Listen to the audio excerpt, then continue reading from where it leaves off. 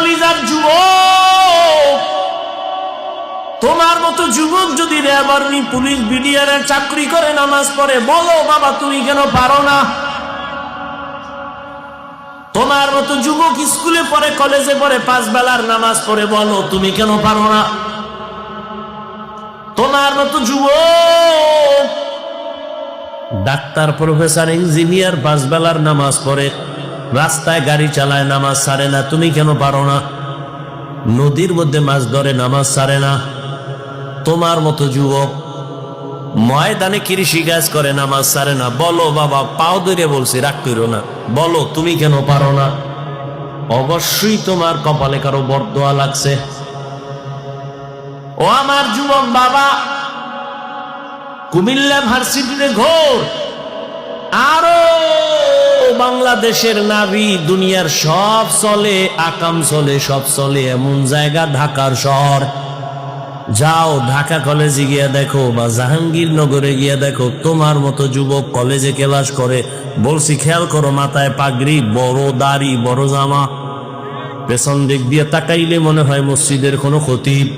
এই যুবক, কোন মসজিদে জুমা পড়াও ভাই? কেন উজুবিল্লাহ, আমি তো আরবি পারি না। তাহলে এই হালাত কেন? কয় কি? কয় মাথায় পাগড়ি, বড় দাড়ি, বড় জামা, এই হালাত কেন? আমি ঢাকা কলেজে পড়ি, মা বাবার দোয়া আর আলেম ওলামার নেক নজর লাগাইছি। তা তুমি এইভাবে কলেজে যাও? বলে হ্যাঁ এভাবেই যাই। কলেজে গেলে ঝামেলা হয় না? কিসের ঝামেলা? কলেজে গেলে এই অবস্থায় যাই, ক্লাস করি, দাড়ি কাটি না, ক্লাস করি, পাগড়ি খুলি না, ক্লাস করি, জামা খুলি না, ক্লাস করি, নামাজ সারি না। বিনিময় শিক্ষকেরা দোয়া করে, শিক্ষিকারাও দোয়া করে। ক্লাসের মধ্যে মেয়ে আসেনি, ছেলে আসেনি? আছে তো। ডিস্টার্ব করেনি? কয় করে না।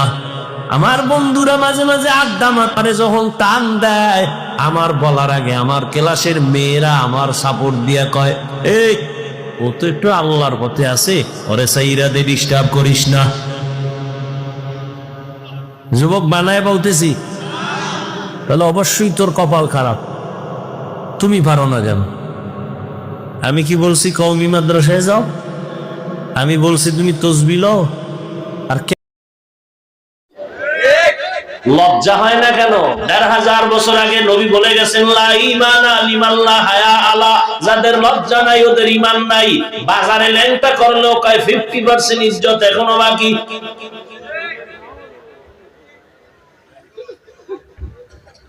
আল্লাহ হেদায়েত দেন। হায় হায়, বছরে মাস হবে 12টা, এর মধ্যে 4 মাস হবে বড় দামি, বড় সম্মানের। সিদ্ধান্ত আল্লাহ করেছেন কোন দিন? বলে আসমান আর জমিন আমি যেদিন সৃষ্টি করেছি সেদিন। কলমকে বলেছি লৌহে মাহফুজের মধ্যে সিদ্ধান্তটা লিখে দাও, বছরে মাস হবে 12টা, এবং এই 12 মাসের মধ্যে 4 মাস হবে অনেক সম্মানের। লাগাতার 3 মাস আলাদা আর 1 মাস, হজের মাস, হজের আগের মাস, হজের পরের মাস। আর এই যে শাবানের আগে গেল রজব, জিকাদা, যুলহিজ্জা, মুহররম, 3 মাস লাগাতার। আর এই রজব। কি বুঝলেন? এই 4 মাস যে সম্মানিত, তার মানে কি? এই 4 মাসে যুদ্ধ নিষেধ, বিগ্রহ নিষেধ, ঝগড়া নিষেধ। রহমতের নবী দুনিয়াতে আসার বহু আগের থেকে বিধর্মীরা পর্যন্ত এই 4 মাসের সম্মান করত। রহমতের নবী আসার পর যুদ্ধ বিগ্রহের আদেশ রহিত হয়েছে, তবে মর্যাদা কমে নাই।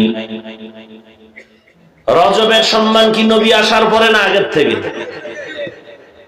এ কারণে নবী বলেন, রজবের চাঁদ দেখলে আমি আমল বাড়ায় দিতাম এবং হাঁটতে, চলতে, উঠতে, বসতে দোয়া পড়া শুরু করতাম। আল্লাহুম্মা বারিক লানা ফি রাজাব ওয়া শাবান ওয়া বাল্লিগনা রমাজান। এটা অনেকেই পারে, পড়ে না। জিগাইলে পারি তো। ও ভাই, দোয়াটা পড়েননি? না পারি তো। হারামও পড়ে।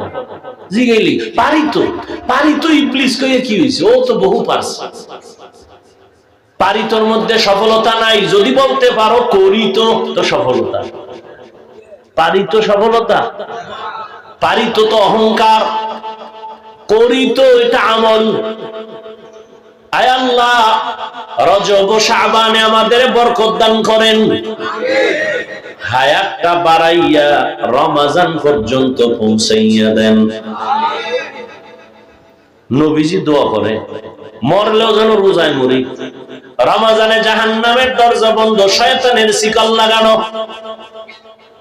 জান্নাতের দরজাগুলো খোলা। অতএব মরণ যদি হয় রমজানে রোজার হালাতে দিও। এই শুরুতেই কিন্তু বইলা লইছি, বয়ান আপনাদের শোনার আগ্রহ থাকলে করব, না হয় ছেড়ে দিব। সব শেষ, খালি দোয়াটা বাকি।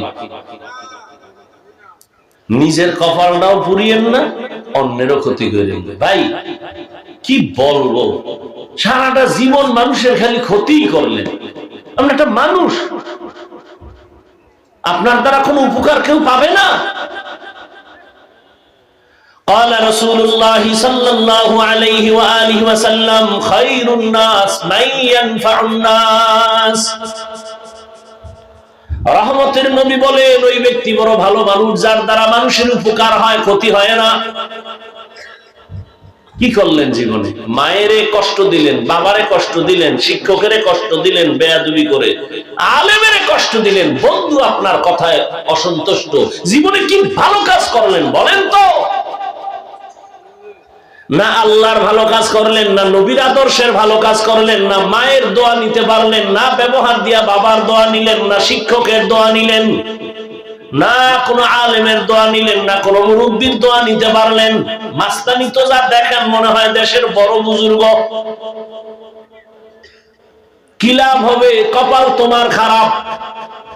আরে যুবক, বুঝাবার জন্য বলি, বেয়াদবি ক্ষমা চাই। যদি এই মুহূর্তে মরে যাও, জানোনি তোর মা খুশি হবে। যুবক খেয়াল করিস, তোর বাবা খুশি হবে, কারণ তোর চরিত্র এত খারাপ। মা বাবা জায়গায় জায়গায় লজ্জিত হয় তোর কারণে। মা কাঁদবে ঠিক, তবে মনে মনে বলবে একটা বিপদ চলে গেছে, ওর চরিত্রের কারণে আমি মা মানুষের কাছে লজ্জা পাই। তুই মইরা ভালো হয়ে গেছে।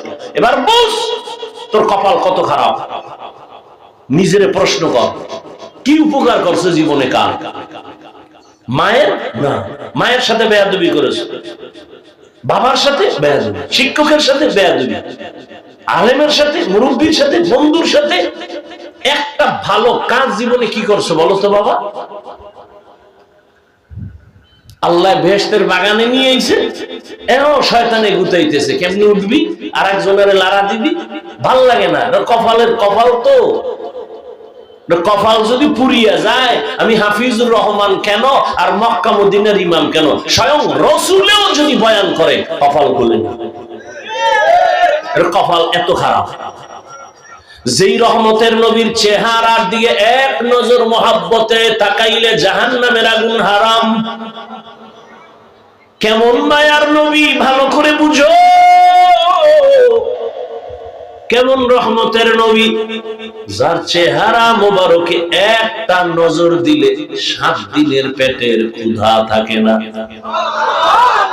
কেমন মায়ার নবী আমার, যেই নবীর চেহারা মোবারক দেখার জন্য গর্তের সাপ আশিক হয়েছে, গর্তের পিপিলিকা কাঁদে।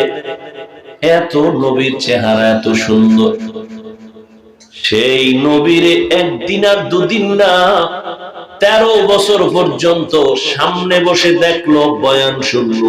কত বড় বেঈমানের ঘরের বেঈমান যে কালেমা পড়লো না। ও যুবক, জানোনি এই বেঈমানের নাম? এর নাম কপাল, মনে রাখিস। অন্যদিকে 27 বছরের একটা যুবক তরবারি নিয়ে দৌড়ায় নবীর গর্দান কাটার জন্য। আপনাদের ক্ষুধা লাগছে মনে হয়? অবশ্য লাগছে। বাকি হইলো ওই ক্ষুধা কি বাদামে কমবে? তজের প্যান্ডেলেই বেয়াদবি কেন?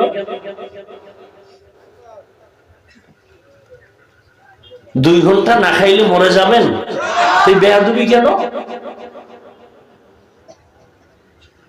আল্লাহ হেদায়েত দান করুন। কয় বছরের যুবক?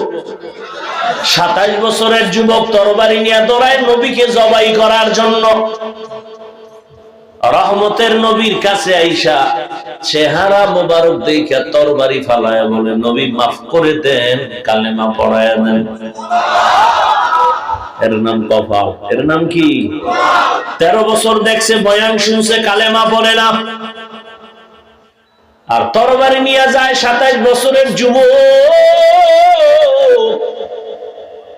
নবীরে জবাই করেই ফেলবে পাক্কা এরাদা। সামনে গিয়ে নবীর চেহারা দেখছে তো কলবের মধ্যে আগুন লাগায় দিছে, তরবারি ফালায় বলে, রহমতের নবী আমাকে মুসলমান করে দেন। এর নাম কি? কফাল। সে তরবারি নিয়ে আবার উল্টা দাঁড়ায় বলে, এই বেঈমান মুহাম্মদের বিরুদ্ধে কথা বলবি, আয় আমার তরবারির সামনে। 13 বছর দেখাও কালেমা পড়ে না। আর এক নজর দেখে এত দামি হয়ে গেল যে রাস্তা দিয়া যখন চলে শয়তান চলে না।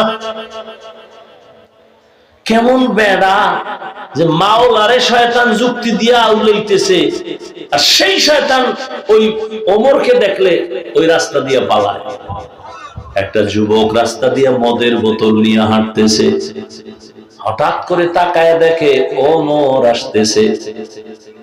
ভয়, ওমরের কথার আগে তরবারি রেডি, চোখে চোখ পড়ে গেছে, বোতল ফালানো যাবে না, কি করি? ওমর যদি টের পায় মাইরেই ফালাইবে।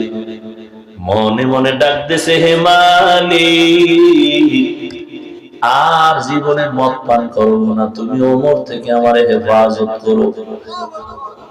ওমর সামনে, এই যুবক, কি বোতল দে। বোতল দেয় না, যুবক কাঁপতেছে, গায়ে কাঁপিস না, দে। মদের বোতলটা ওমরের হাতে দেওয়া মাত্র ওমর তাকায় দেখে পুরা বোতলে এক ফোঁটা মদও নাই, পুরা বোতলটাই সাদা দুধে ভরা।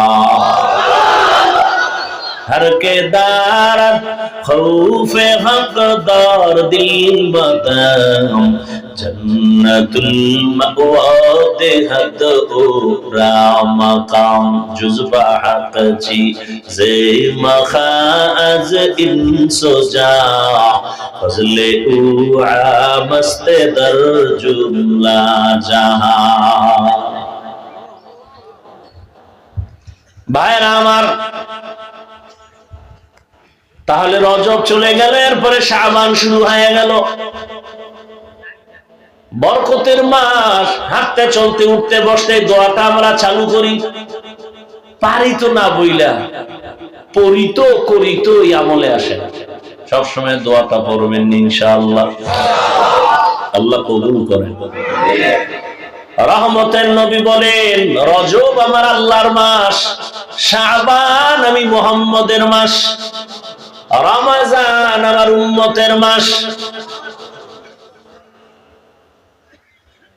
এখন থেকে তৈরি হয়ে যান, আমল বাড়ায় দেন, পাক্কা ইরাদা করেন একটা রোজাও যেন ছুটে না যায়। আমার দুঃখ লাগে যুবকদের উপরে, এত দুঃখ লাগে পারি না বুঝাইতে। প্রত্যেকটা যুবক চায় অনেকদিন বাঁচি, কিন্তু যেই পরিমাণ হাতের মধ্যে আকাম লইয়া ঘুরে, তাড়াতাড়ি মরার সব ফন্দি যা লইয়া ঘুরে, এগুলো হলো তাড়াতাড়ি মরার টিকিট। মোবাইল মানে দ্রুত ওর চোখের পাওয়ার নিয়ে যাবে, কিডনি নিয়ে যাবে, হার্ট নিয়ে যাবে, ব্রেন নষ্ট করে দিবে। অথচ বাঁচতে চায় বেশি, যে আকাম লইয়া ঘুরে দ্রুত মরে যাবে। এই যত মরণের লাশের খবর আমি দেখি, তুমি মনে করো না গাঁজা খায়া পড়ছি, তোমার থেকে চালাক মোটেও কম না। খুব হিসাব করে কথা বলতেছি, খেয়াল করো। করোনায় লাশ যুবক, ছাত্র জনতার আন্দোলনে লাশ যুবক, গাড়ির নিচে চাকার তলে লাশ যুবক, পানির মধ্যে লাশ যুবক, ঘুমের বিছানায় চিৎপটাং হয়ে রয়েছে যুবক। ইদানিং বেশি মরে যুবক আর সুস্থ মানুষ, অসুস্থটি মরে কম। ওরা লাঠি লয়ে হাঁটে, ডাক্তার কাছে জনমের মতো খাওয়া মরবে। অথচ তার সামনে সুস্থ মানুষটা হঠাৎ মরে গেল, রোগ নাই, হঠাৎ মরলো কেন? নতুন করে জন্ম নিছে, হঠাৎ রোগ। হঠাৎ রোগ কি? হ্যাঁ, আরো আকাম করো, হট করে দেখবো ব্রেন স্ট্রোক হয়ে গেছে, হার্ট স্ট্রোক হয়ে গেছে। তোমার কানে ঢুকে না তো মজা পাইছো, খুব মজা নাচ গান দেখতে। আজকে বাসায় যে একটা কাম করবা, জানি না মানবা কিনা বলে গেলাম, গুগলে সার্চ দিবা টাচ মোবাইল দেখলে শরীরের অঙ্গের কি কি ক্ষতি হয়, ওখানে চিকিৎসা বিজ্ঞানীরা ডিটেইলস লিখে রাখছে। আমারটা তো মানবা না, কপাল খারাপ। চিকিৎসা বিজ্ঞানীটা না মানলে তো তুই মানুষই না। দেখো ওখানে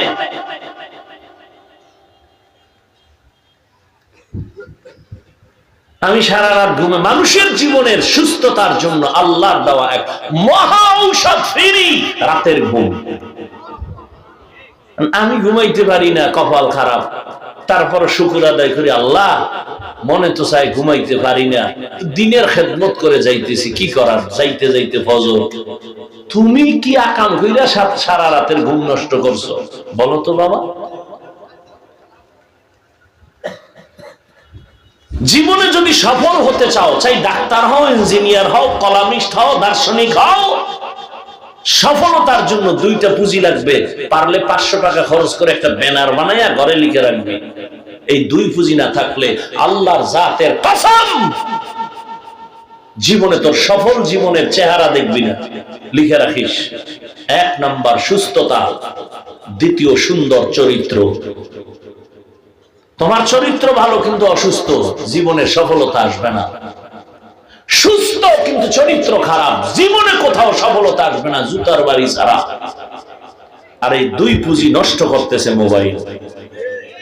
চরিত্র ধ্বংস আর ঘুম মাইরা অসুস্থ হয়ে যাইতেছে। অল্প দিন পরেই বিছনায় পড়ে যাবে, হার্ট দুর্বল, কিডনি দুর্বল, ব্রেন দুর্বল। খারাপ লাগতেছে না? পাগল হয়ে গেছি আমি না মনে করতেছে, আর তোরা সব ভালো।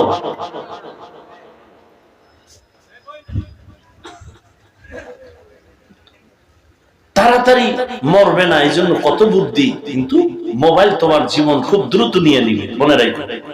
আর একটা মরণ ফাঁদ লইছে যুবকরা, কি? বাইক।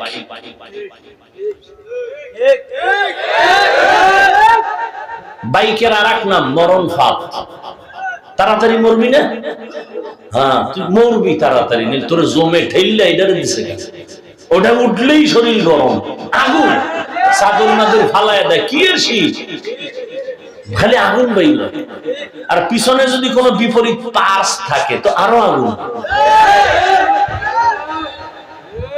সকাল 9টার সময় ঘুম থেকে উঠছে, ডাক দিয়া বলে, আম্মু। কি বলে? আমি একটু শাহরাস্তি বাজারে যাব। কেন? কয় আমার এক বন্ধু আসবে, কলিগ আসবে, আমি 1 ঘন্টার জন্য। ঠিক তো? আম্মু বলে তাড়াতাড়ি আসবি। বাইকটা নিয়ে এমন একটা দৌড় মারছে, 1 ঘন্টার মধ্যে আমার বাবা চলে আসবে, মায়ের কান সাজা। 2-3 ঘন্টা হয়ে গেল, মায়ের অন্তরে একটা বাড়ি মারছে। মা টেলিফোন করা শুরু করলো, রিং হয়, কেউ রিসিভ করে না। হঠাৎ কে যেন মোবাইলটা রিসিভ করে, বলে কে তুমি? বলে মোবাইলওয়ালার মা। বলে ওর কি বাবা নাই কাছে? দাও, বাবার কাছে দাও। মা দৌড়ে গিয়ে কয়, দেখো তোমার ছেলের মোবাইল কে জানি ধরছে, ধরো। বাবা বলে কে তুমি? বলে কে তুমি? বলে আমি মোবাইলওয়ালার বাবা। বাড়ি কই? আমার বাড়ি হইল, এলাকার নাম কি? সিকুডিয়ার কাছাকাছি। তাই নাকি? বলে হ্যাঁ। সময় কম, তাড়াতাড়ি আসো শাহরাস্তি বাজারে, ছেলের লাশটা নিয়ে যাও। বাইক এক পার্শ্বে পড়ে আছে, ছেলে রাস্তার এক পার্শ্বে, মাথা ফেটে রক্ত বের হচ্ছে, লাশ নিয়ে যাও। যুবক পায়ে ধরে বলছি, বেয়াদবি মাফ করে দেব। আমি যা বলতেছি কি বানায় বলতেছি?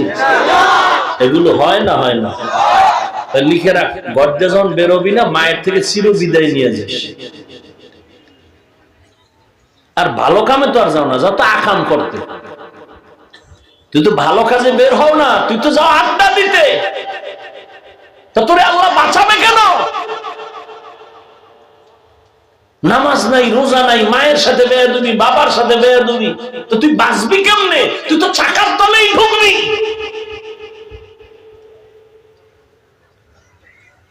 কত মাইয়ার জীবনের উপরে হামলা করেছো,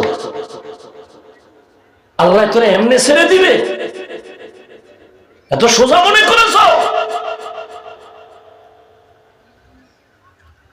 আল্লাহ হেদায়েত দান করুন, আল্লাহ হেদায়েত দান করুন, আল্লাহ হেদায়েত দান করুন। মরবি না, তোরে জবাই করবে, জবাই। কার পিছে ঘুরা দাড়ি কাটছো? ও বাবা, তুমি কার পিছনে কি পাওয়ার আশায় ঘুরে নামাজ ছাড়ছো? যার পিছনে ঘুরো, লেখ লেখ, এগুলি কলম খাতা লয়ে বইস, লেখা রাখ। যার পিছনে ঘুরে নামাজ ছাড়ছো, ও তোর কেমন দুশ্মন জানো? একটু স্বার্থে আঘাত লাগলে শুধু দল থেকে নাম কাটবে না, লিখে রাখ, কল্লা কেটে ফেলবে, মনে রাখবে। সোনার বাংলার চান্দাবাজি আর ধান্দাবাজি রাজনীতি বুঝো? স্বার্থে আঘাত দিবি, দল থেকে নাম কাটবে না, কি কাটবে? কল্লা। এলো চান্দাবাজি আর ধান্দাবাজি রাজনীতির ফলাফল। হায় হায় হায়।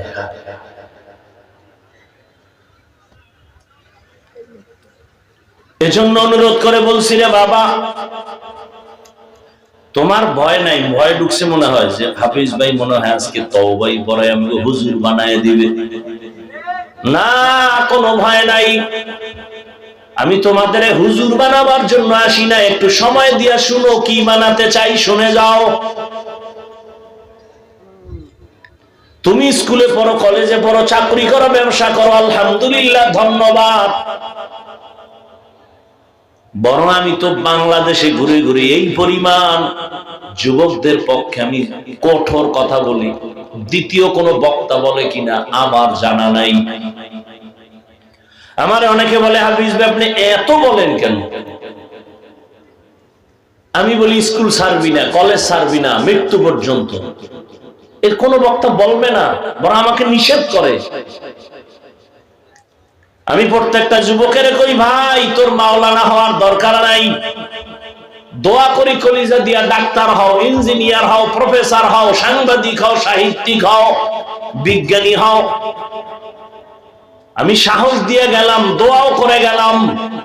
তবে ছোট একটা দাবি আমার আছে, সময় থাকলে পরে বলবো। আলোচনাটা নিয়ে কাছাকাছি চলে আসি। তো রজব বড় বরকতের মাস, শাবান বরকতের মাস। রহমতের নবী বেশি বেশি রোজা রাখতেন, আমল বাড়ায় দিতেন।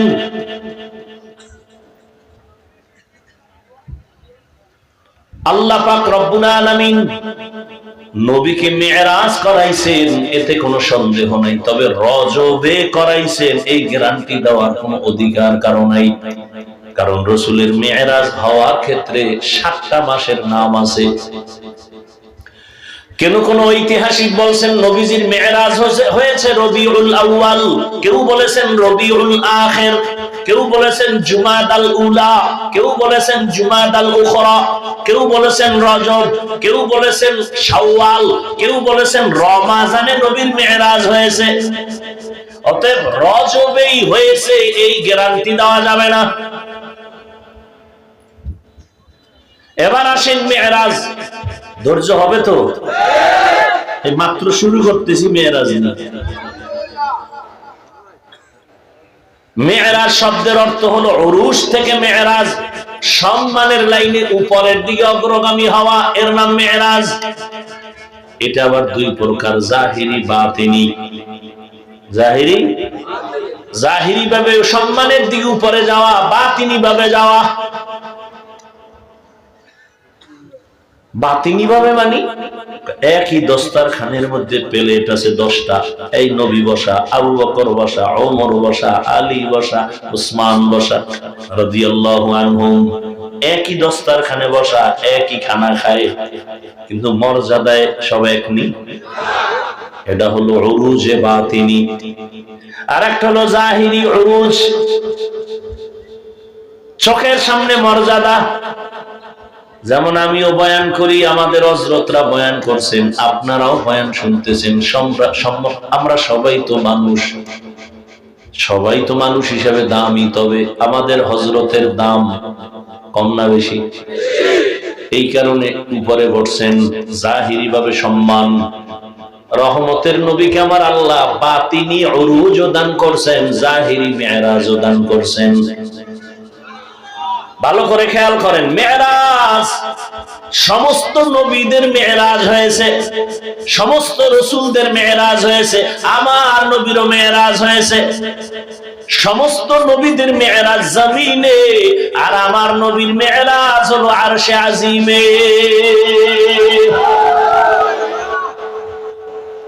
সমস্ত নবীদের মেরাজ হলো ইমতিহান, আর আমার নবীর মেরাজ হলো ইনআম। সমস্ত নবীদের মেরাজ ইমতিহান মানে পরীক্ষা, আমার নবীর মেরাজ পরীক্ষা না, পুরস্কার। সব নবীদের মেরাজ পরীক্ষা, আমার নবীর মেরাজ পুরস্কার। সমস্ত নবীদের মেরাজ জমিনে হলো কেন, আর আমার নবীটা আরশে আজিমে কেন? নবীদের নবুয়ত জমিন পর্যন্ত, আর আমার নবীরে যে নবুয়তের এরিয়া দান করছেন এটা আরশে আজিম পর্যন্ত। ওয়ার্ডের একজন মেম্বার আছে না, মেম্বারের কাম কি কয়? ওয়ার্ডে ঘুরে ঘুরে খবর লও, তোমার এরিয়া যতটুকু এই জায়গার খবর লও, কি ভালো কি মন্দ। চেয়ারম্যান সাহেব আপনিও কি এতটুকু হয় না? আমার এরিয়া পুরা ইউনিয়ন, পুরো ইউনিয়নের খবর লাও। চেয়ারম্যানের সীমানা ইউনিয়ন, এমপির সীমানা থানা, যাও পুরা থানা ঘুরো, খবর নাও। মন্ত্রীর এরিয়া পুরা দেশ, তুমি পুরা দেশে ঘুরো আর খবর নাও। সরকার বাহাদুর, পুরা দেশের জিম্মাদার, এ কারণে সরকার পুরা দেশের খবর নেয়। মেম্বার নেয়নি, নিলে মানুষ এটার খারাপ করবো। তোমার ওটা খাম, ওটাতে আকাম, তুমি তোমার ওয়ার্ড নিয়ে চিন্তা করো, ঠিক না? মুসা নবীর নবুয়তের এরিয়া এতটুকু, নবী এখানেই নবুয়তের মেরাজের কাজ দায়িত্ব পালন করেন। ঈসা নবীর নবুয়তের এরিয়া যতটুকু, ততটুকুই তার মেরাজের সীমানা। আমার নবীর নবুয়তের এরিয়া শুধু জমিন না, আল্লাহ তাআলা পুরো আসমান, লৌহ কলম, আরশে আজিম পর্যন্ত দিয়েছেন। এজন্য আল্লাহ বলেন, আমি রব্বুল আলামিন, আপনাকে আমি বানাইলাম রাহমাতুল লিল আলামিন। আমি জগৎ সমূহের জন্য রব, আর আপনাকে বানাইছি জগৎ সমূহের জন্য রহমত। সমস্ত নবীদের মেরাজ হলো পরীক্ষা, আমার নবীর মেরাজ হলো কি? পুরস্কার। আরে পরীক্ষা ছাড়া কি আবার পুরস্কার হয়নি? পায়? ওরে পুরস্কার পাইলেই তো পরীক্ষা। আমার নবীরে যদি পুরস্কার দেয়, নবীর পরীক্ষা কোথায়? নবীর পরীক্ষা তো সব নবীদের থেকে বেশি, সমস্ত নবী রাসূলদের থেকে অনেক বেশি। মুসা নবীর পরীক্ষা তুর পাহাড়ে চলতেছে, পরীক্ষা মেরাজ। ইউনুস নবীর মেরাজ মাছের পেটে মালিকের সাথে গোপন সম্পর্ক, সম্মানের দিকে অগ্রগামী হওয়া। ইব্রাহিম নবীর মেরাজ পরীক্ষা চলে আগুনের ভেতরে, মাওলার সাথে গোপন সম্পর্ক, উরুজ হচ্ছে, আল্লাহর কাছে মর্যাদা বাড়তেছে। ইসমাঈল নবীর পরীক্ষা সূর্যের নিচে মেরাজ। জাকারিয়া আলাইহিস সালাম করাতের নিচে। এইভাবে সমস্ত নবীদেরকে পরীক্ষায় ফেলে আল্লাহ মেরাজ দিয়েছেন। আর আমার নবীর আল্লাহ পরীক্ষা করার পরে পুরস্কারের জন্য আরশে আজিমে ডাকছেন। পরীক্ষা কি? কয় নবী দুনিয়াতে আসে একদিন আব্বা বলে ডাক দিতে পারেন না, কঠিন পরীক্ষা। রহমতের নবী এমন একটা সমাজে আসছেন যে সমাজের মানুষ চরিত্রহীন, লম্পট। 6 বছরে নবী মা হারায় ফেললেন, নবীর পরীক্ষা। 8 বছরে দাদা আব্দুল মুত্তালিবের হারায় ফেললেন, পরীক্ষা। চতুর্দিকে নবীর দুশমন। রহমতের নবীরে রাস্তায় কাটা দেয়, বাড়ি আটকায়, নবীকে মেরে ফেলবে। একদিন আর দুদিন না, নবীর দুনিয়াতে মা বাবা নাই। আল্লাহ পাক দুইটা ছায়া দিলেন দারুল আসবাব। 1 নাম্বার ছায়া চাচা আবু তালেব, আর একটা ছায়া খাদিজা রাদিয়াল্লাহু আনহা। একই বছরের মধ্যে 8 পিস করে 2 জন চলে গেলেন, কঠিন পরীক্ষা। আম্মা জান আয়েশা রাদিয়াল্লাহু তাআলা আনহা রহমতের নবীকে জিজ্ঞাসা করলেন, ইয়া রাসূলুল্লাহ, জীবনে আপনি অনেক কষ্ট করেছেন, তবে এমন কি কষ্ট যে বারবার আপনাকে বেশি আঘাত করে, এমন কোন কষ্টটা? রহমতের নবী কাঁদেন আর বলেন, হে আয়েশা, তায়েফের ময়দানের কষ্ট আমাকে বারবার কাঁদায় আর আঘাত করে। আমি এতিম, পায়ে হেঁটে পাথরওয়ালা জমিন পেরিয়ে আমি তায়েফে